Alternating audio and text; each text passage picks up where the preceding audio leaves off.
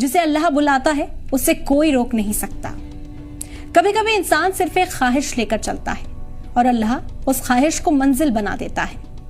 कहते हैं ना कि जो हमारे नसीब में होता है वो हजारों रुकावटों से कुछ देर के लिए टल तो सकता है, लेकिन आखिर में वो हमें मिल ही जाता है। इसी की एक जीती जागती मिसाल सामने आई लीबिया से। आमिर अल मेहदी मंसूर अल गद्दाफी जो हज के लिए निकले थे, लेकिन उनका नाम गद्दाफी उनके रास्ते की दीवार बन गया। एयरपोर्ट पर उन्हें रोक लिया गया। वो चेकिंग प्रोसेस में उलझे रहे और फ्लाइट बोर्ड नहीं कर सके। वो सिक्योरिटी से गुहार लगाते रहे कि उन्हें जाने दिया जाए, लेकिन उनकी किसी ने ना सुनी और प्लेन उनके बगैर ही चला गया।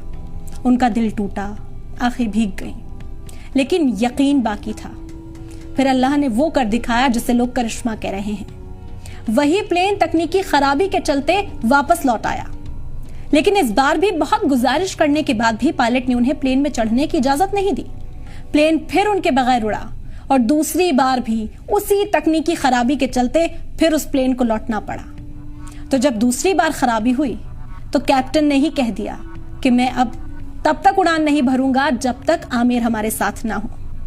यही होता है नसीब। जब अल्लाह कुछ लिख देता है तो पूरी कायनात उसे पूरा करने में लग जाती है।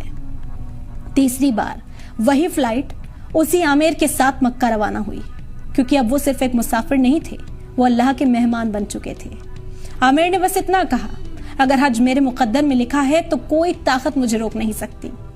उनकी कहानी आज हर उस दिल को हिम्मत देती है जो मुश्किलों से हार रहा है, क्योंकि जो हमारे नसीब में होता है वो मिलकर ही रहता है, चाहे जमाना कुछ भी कर ले।